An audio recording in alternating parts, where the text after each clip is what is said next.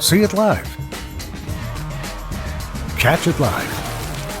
Turn a good day into a great day. 看完这个视频，你是不是有一点点迷惑？这玩意儿到底是个啥？没错，它就是探鱼器。几乎每一艘钓鱼船都会安装。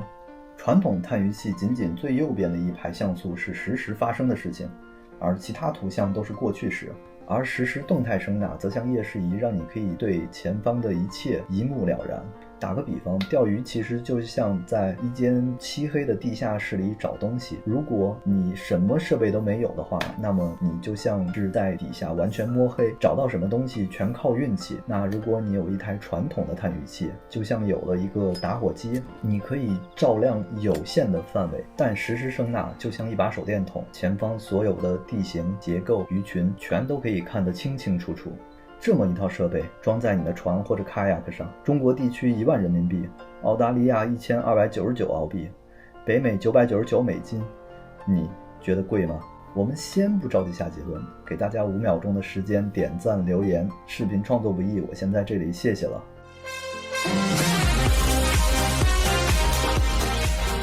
今天我要向大家介绍的就是劳伦斯的入门级实时动态声呐系统 Eagle Eye 9鹰眼9，以下简称鹰眼。其实说到底，它真正的魅力不在于参数的高低。比如我第一次带鹰眼下海，那画面就像给大海做 B 超，地形、结构、鱼群，有一种我终于看到了的惊喜。那一刻我才感到，这就是我一直寻找的踏实感。有点像什么呢？以前我们钓鱼靠经验或者玄学和运气，那么现在我们钓鱼靠监控。这可不是作弊啊，这是科学的进步。首先是前扫，你有没有觉得有那么一丢丢魔幻？你竟然可以看见水里的鱼群，它们的大小、数量，甚至个体鱼的轮廓，全都清晰地出现在大约20米外的水域。鹰眼能精准地捕捉这些水下信号，让你一眼锁定潜在的猎物位置和状态。我感觉像奥三吧。接着是底扫模式，你可以看到鱼群离水面的深度和它们游动的方向。如果鱼群密度不高，没有完全遮住鱼饵，你甚至能看到鱼饵在水中运动的轨迹，甚至捕捉到目标鱼对假饵的细微反应。这时，你可以根据鱼的反馈，微调假饵的泳姿，调整节奏。想象一下，当你用鹰眼钓鱼，看到鱼抛投，注视它们追逐假饵的样子，这就是鹰眼可以带给你的别样的体验。以下是主观性能测试，我实测下来，鹰眼在35米范围内表现非常稳定，画面流畅清晰。如果参数、鱼探角度都在最佳的情况下，我录得的最远探测距离在45米。那么这种设备不是让你1秒变高手，而是能让你少走很多弯路，钓得更安心。你可以在探鱼器上清楚地看到有鱼在追逐你的鱼饵，以及目标鱼对你鱼饵动作的反应，调整你的策略，以诱使鱼来攻击你的鱼饵。然后就是图像的清晰度，以下是在不同的主题和设置中看到的图像。你觉得一个探鱼器这样的清晰度符合你的预期吗？请在留言区告诉我。这套鹰眼的硬件配置也很抢眼，主机是9英寸的高清大屏，分辨率1024×600，亮度1000尼特，在阳光底下也能看得清楚。它搭载的3角形声呐发射器不仅可以提供实时动态声呐，还可同时生成传统以及高清下扫的图像，等于是3合1。内置 GPS， 搭载本地水域地图，让你清楚地知晓附近水域地形，而且还可以同时将以上信息分区域同时显示。包装也是诚意满满，除了主机和声呐，还配备了支架、电源线、安全扣、2种声呐固定器，还有说明书和一堆螺丝，组合起来并不复杂，基本上看一遍就会。不放心的话，他们的官网还有多国语言说明书，当然也有中文。不过也不是完全没有缺点，比如它这个主机只能连接自己这款声呐发射器，不支持别的型号，也不支持侧扫模式。如果你习惯侧扫，这就有点尴尬了。还有一个特点，或许你已经注意到了，那就是你的显示器上会有50%的黑屏。那放心，这并不是你的声呐坏了，或者是你的显示器有任何的问题。关于这点，我们在后面还会讲到。鹰眼的操作非常简单，主机右边就是它所有的功能键，8位方向键自不必多说，操作起来回弹明显，手感舒适。最上排左边的按键是回到主页，或者切换不同的图像模式。长按右边的标记键可以让你在地图上添加标记，方向键下面则是取消和确认，加号、减号可以缩放画面。最左下角是选项菜单，点击以获取更多的设置。右下角长按是关机，单点则是进入另一个菜单。快速点击可以调整屏幕亮度。刚开始我对这个主机还是有些不满的，因为9寸的屏幕，1公斤的主机安装在 Kayak 上还是有点担心。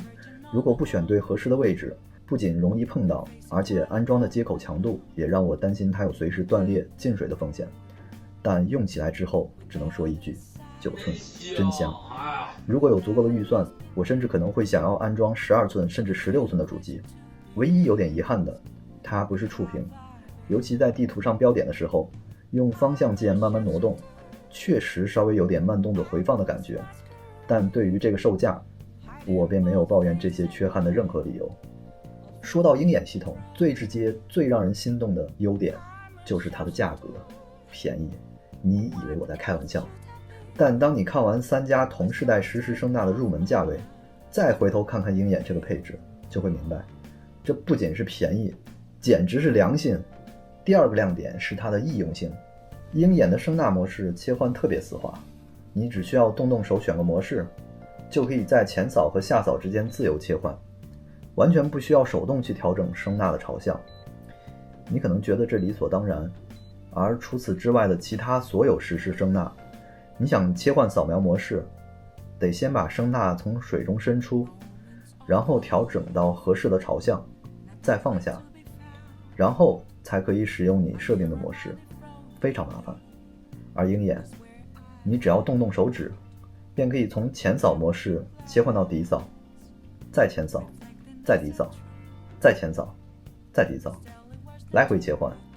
这不仅仅是快速，简直是优雅。第3个优点其实很多人忽略了，那便是鹰眼的接线系统。你肯定会想，这有什么好说的？不就应该是声纳连接主机，主机连接电源吗？可不是。目前除了鹰眼和蜂鸟的 MagLive 2以外，其他所有的实时声纳都需要额外的一个转接盒，才能将声纳和主机连接到一起，就跟 PS4 连接 VR 那对线差不多，一大堆线绕在一起。如果你是在一艘大的钓鱼船上，那没问题，但在小船或者 Kayak 上，这种连线方式就是在挑战你的耐心和空间管理能力。最后还有一点我个人非常喜欢的，那就是鹰眼支持 Genesis 功能。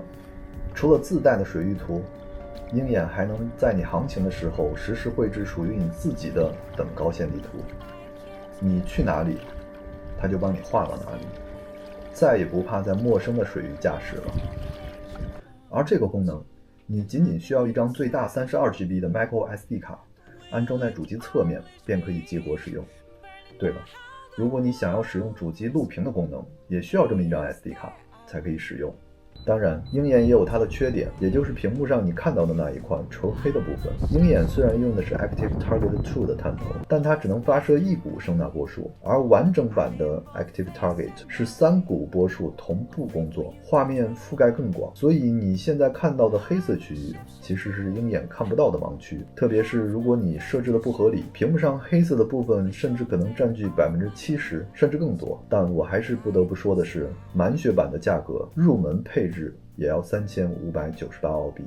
第二个缺点就是鹰眼缺少 Scoot 模式，这个模式在 Garmin 称作 Perspective， 在 Humminbird 叫做 Landscape， 它可以让你看到前方扇形范围内的鱼，就像这样。比起前扫模式，它覆盖的范围更广，更适合寻找和追踪鱼群。那如果你想要这个功能，那么鹰眼也可能不是你的最佳选择。最后一个遗憾是，鹰眼不支持扩展，它是个封闭系统，不能外接劳伦斯加的其他设备。比如你想加个副屏，换个声纳，想连接拖拽电机之类的高级操作，抱歉，都不可以。所以如果你想将来要对设备进行升级扩展，那么鹰眼也不是你的最佳选择。但是如果你用的是小船，特别是如果和我一样用的 kayak， 那么听我的，鹰眼可能不是最好的，但绝对是最适合的那一款。说实话，在这个价位上，我对鹰眼的功能和硬件其实已经没有什么可挑的了。我唯一想吐槽的就是鹰眼的录屏功能。你们可能已经看到了，现在它只能录实时声呐画面，这也就算了，我认了。但你就不能顺手在视频里加个距离标尺吗？估计任何人看到下面这个视频都得一脸懵，这是什么呀？劳伦斯，这不难吧？能不能在下个版本里就顺手把这件事给安排上？说到实时动态声呐，这玩意儿可不是最近才火的，最早是佳明在2018年推出的 LabScope， 从那之后，劳伦斯的 Active Target 还有蜂鸟的 MagLab 也陆续登场。如果你有幸拥有自己的水上载具，无论是船还是 kayak， 那么探鱼器无疑是你在水上寻找鱼群的唯一工具，而目前实时动态声呐则是你能够拥有的最好的一门技术。那么鹰眼无疑是现在入门款的唯一版本答案。说了这么多，我只想告诉你一句话：如果你现在或者将来有任何想要买探鱼器的想法，一定要考虑一下搭载实时动态声呐的设备。它所带给你的不是从油车换电车的微妙升级，而是从自行车换汽车的质的飞跃，就像从功能机换到智能机，你不会想要再回去了。古人捕鱼要看潮水、天色、风向，还得留意海鸟的飞行轨迹。而探鱼器出现之后，只要渔船经过鱼群，屏幕就能显示出水下信号。而现在有了实时动态声呐，你甚至可以在远处就看见鱼在哪里，判断它们的大小、游速和方向。我想科技正在让钓鱼这项一直以来仅凭丰富经验才能熟练的技能，变成人人都可以入门、人人都能爱上的带有确定性的乐趣。科技正在帮我们跨越经验鸿沟，让更多人早日钓到自己的梦幻鱼种。那么问题来了，你会考虑入手自己的实时声呐鱼探吗？如果会，你会选择佳明、劳伦斯还是蜂鸟呢？请在下面的留言区告诉我。那么我是安德鲁，感谢你今天慷慨的留言、点赞和转发。我们下个视频不见不散。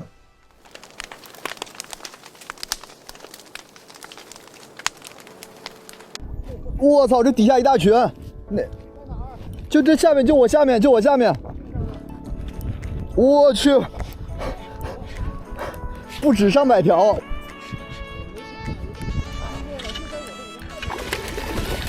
这是大奥3呐，这是。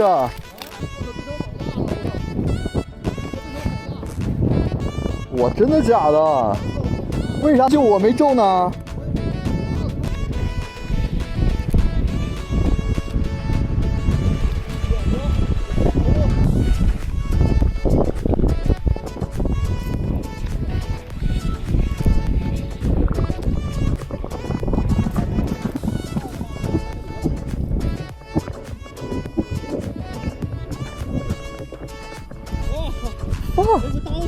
你这奥3呐，哥。